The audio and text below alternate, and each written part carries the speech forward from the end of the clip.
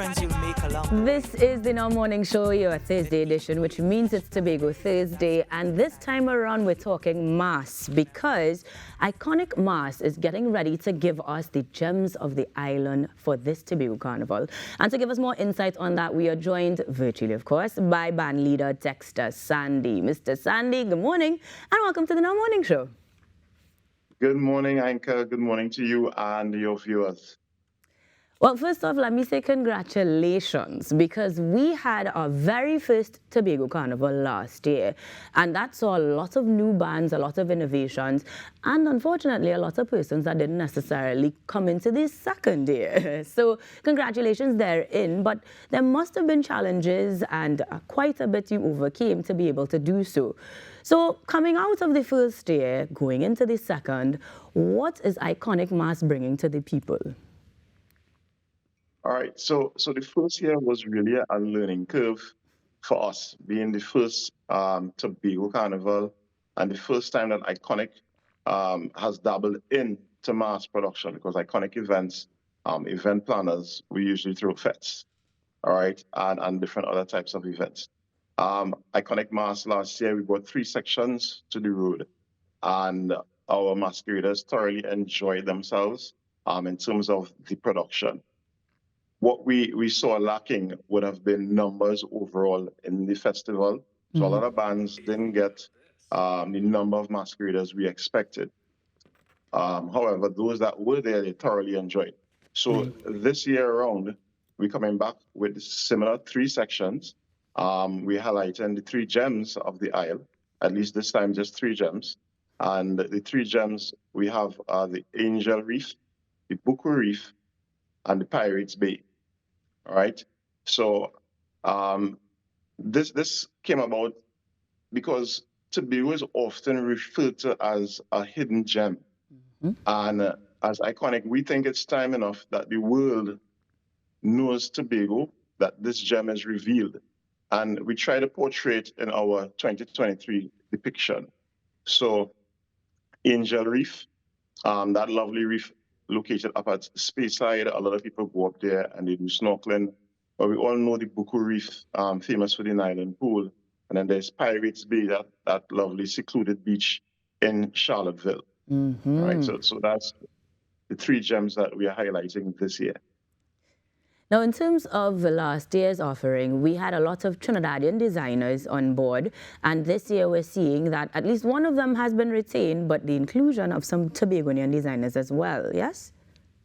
Yes, yes. So the strategy this year would have been to partner with a local homegrown designer, Kitty Designs, a young lady aspiring, and we gave her the opportunity to present her design and to really work with her to get her to the next level of mass production, right? And then we have Chinese Chick Concepts. Yes, we would have retained her from last year, and she's out of Trinidad. And interestingly, this year, we've expanded to a Grenadian-born designer, right? Skymax Mas. And Skymax Mas usually has presentations at Labor Day in New York. So basically, you have Trinidad, Tobago, and Grenada represented in our designs this year. And it will be really interesting to see how that comes together for the Carnival festivities. The diaspora is coming to Tobago. We love it. Now, one of the things that you guys are also giving us, apart from the 3 gems, is 3 experiences. We know we're going to have the Tobago Juve. We're going to have the parade. But I want to find out more about this Sun Fest, because Tobago Sun is different. So how are we celebrating that? So yes, we this year, in 2023, we have the 331 concept. You're paying 1 price, but you're getting 3 experiences of the 3 gems, right? So the 3 gems refers to the parade of the bands, which is on the Sunday. However, there is the Juve element. Once you pay that price for your costume, for your Pretty Mas costume, it also includes your Juve package, right? And it also facilitates you going to the Sunfest after party. So at the end of the parade of the bands on the Sunday, we have a forum there that we created for all masqueraders to enjoy free of charge as you continue to revel up until possibly midnight, but you're off the streets. And this after party, which we collaborated last year with the Sunfest team, we had the drinks carts, we had the music truck, we had free drinks continuing to flow inside it. So it fostered that environment of really you, the masquerader, just enjoying that last lap. And at the end of it, we had a big fireworks display. So that really captured the hearts of all that attended. And we could confidently say people have been calling, emailing. We're ready for Iconic 2023. I love it. Now, Tobago Carnival had high hopes or expectations rather last year, the first year, even with all the rain and all of the challenges. This year, we are seeing that bands, as we said before, changed. Persons have come onto the scene for the very first time. But if you were to describe it from your own experience, having come from year one into year two, how would you summarize overall from governmental support to actual patronage the Tobago Carnival experience? So the patronage, I would say, for us as mass bands, we expected more. I guess it was the first year, so a lot of patrons that came from Trinidad or even from overseas, well, the overseas persons came just to play mass. But I'm speaking specifically here of the domestic market from Trinidad.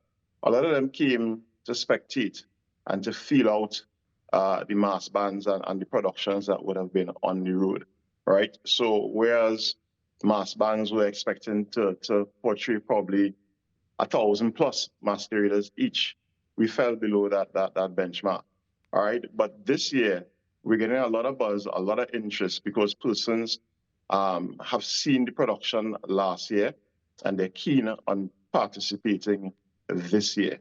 A lot of bands have launched thus far, and we know that the Tobago House of Assembly, they have plans in motion to do an official launch on Independence Night. All right, so I know they will do their press release with regards to that. But we as bands, we have taken ownership to bring the information to the public and get the public's buy-in from now. I mean, Caribbean Airlines flights are still available, so now is the time to get on board and book. Iconic Mass, yes, we displaying our costumes right now, but we're going to go with registration being live pretty soon. So you could check out our Instagram and Facebook page, iconic_mass, right? And you will get all the up-to-date details there, as well as we have a hotline. You can contact 716-4262, and all the information relative to this year's production you can obtain through those mediums. In that case, let me wish you good luck and congratulations in advance, because I mean, just surviving another carnival is a success in itself, and you are doing an excellent job of showing them the gems of Tobago. Iconic Mass is getting ready for October, best month of the year, if I may say so myself, and we are glad to have chatted with you this morning, Mr. Sandy. Thanks so much for joining us. Thank you so much, Anka, and you and your team. See you in October. We know how I'll be celebrating my birthday. Perfect. But of course, we head over to the Isle of Tobago every Thursday, making sure that we stay on top of things as they get ready for the second Tobago Carnival. This is in our morning show, though, and we've got so much more. You just have to stick around to find out. We've been waiting, everybody anticipating mass in we country, betting